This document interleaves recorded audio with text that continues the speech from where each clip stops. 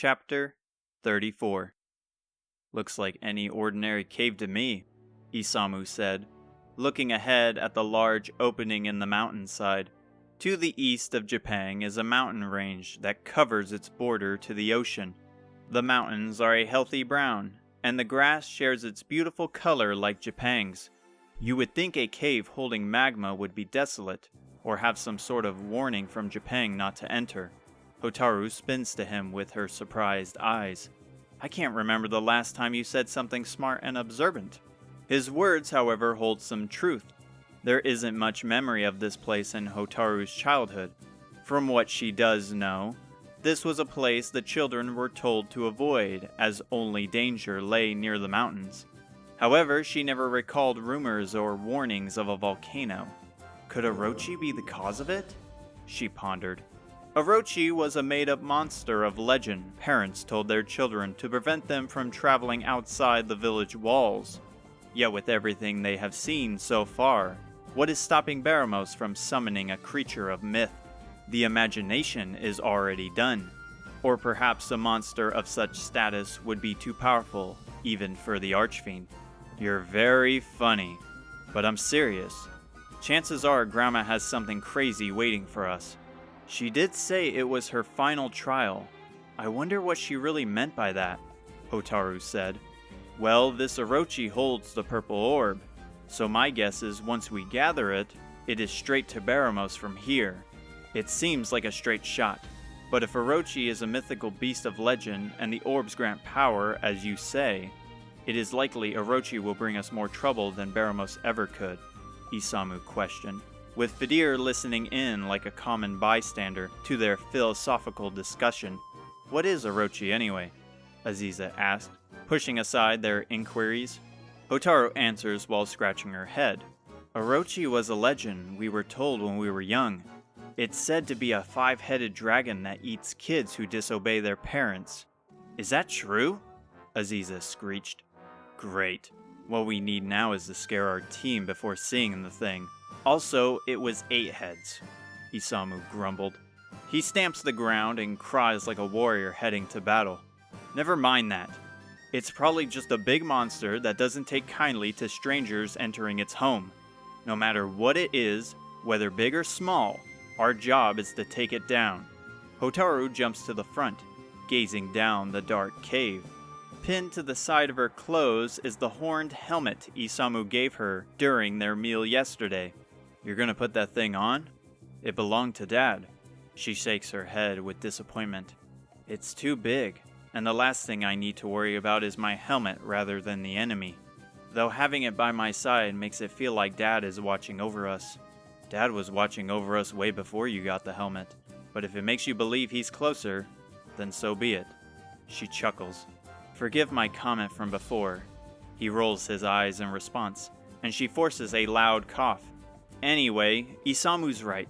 We stick together and prepare for whatever may lie ahead. They are drenched in sweat as the magma of the cave surrounds them. The red-hot ooze coats the walls and floors, leaving a partial safe passage for them to walk and an overwhelming smell of sulfur. Thankfully, the cave is bright because of it, but the insane heat is unbearable the more they trudge forward through the linear path. With each step near the pools of magma, it softly bubbles.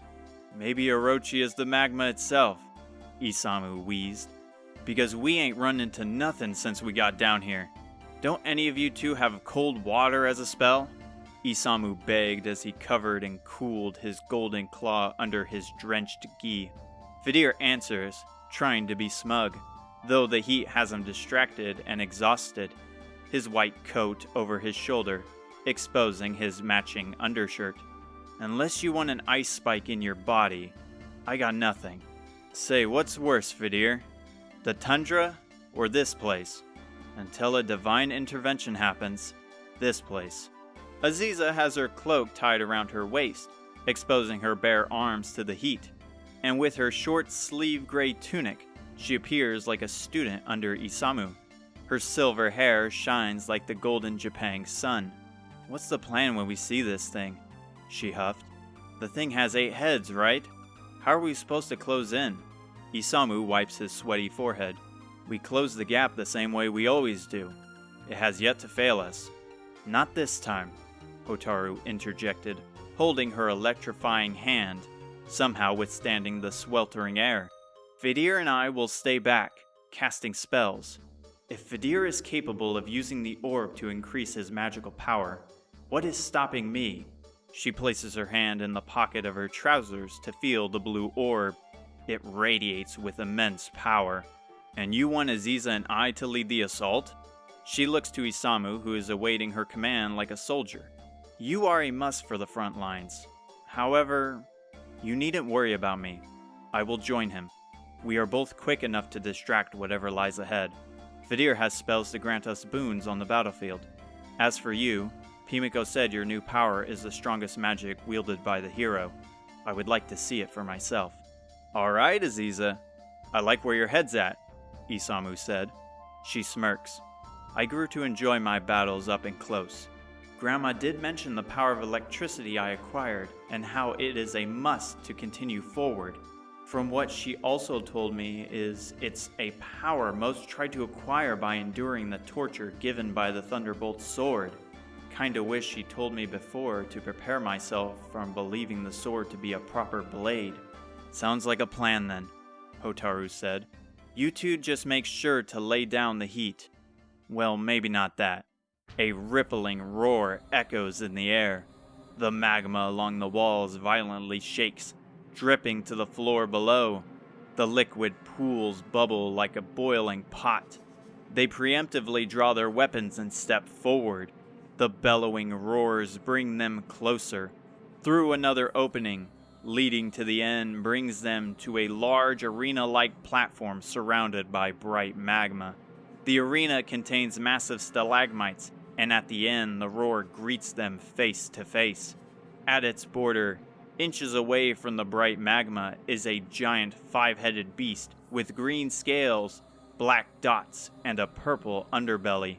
The necks of the beast are long like a serpent, with the mouths containing a black flame behind their sharp teeth. It roars again, creating tremors beneath them. The beast is nothing but malice, an abomination of pure evil in the world. It is larger, more vile than she expected, but she couldn't falter now. She grabs hold of the orb. Her heart beats with vigor. The orb rejuvenates the energy she lost during the trail. With eyes burning bright like the blinding magma, she awaits an opening to reveal itself. It lowers its head to the ground and the fire in its throat builds. The torrent of dark flames fly forward, and they make a dive to the nearest spire. Barely they dodge with the intense heat irradiating their skin. It stomps towards them. Each heavy step, the magma below shoots up with a giant splash. Isamu nods to Aziza, who does the same. With weapons ready, they peek out from the stalagmite. We got our part, now do yours, he encouraged the other two before jumping out from cover. Aziza follows and they spring forward with blistering speed, rapid like rushing water. The monster roars and snaps its fangs as they approach, but they cannot be caught. However, their retaliation is pitiful, as their strikes only scratch the surface of the tough skin. Isamu dodges another bite, and a red aura engulfs him. His muscles bulge, his energy replenished. His blood pumps like oil in a destructive machine. With a war cry, he launches to the sky with a powerful pounce, falls straight down like an arrow, and slams his fist on Orochi's head. It wails as it collides with the ash-covered floor, and another splash erupts. Aziza soon follows with a green light swarming her, and her boots sparkle with a blinding light. She bounces off each head like a dangerous game of hopscotch before landing on its back, driving her knife into its spine, carving into its flesh as she slides down to the floor. Fedir glows with various colors, maintaining power for the others. Beads of sweat roll down his forehead. His eyes squint, and his breath is heavy. The metal staff absorbs the surrounding heat, yet he still holds firm, unwavering to the scorching burns. Hotaru takes her hand forward and lifts it to the air. The electric currents trickle through her fingers, slowly enveloping her body.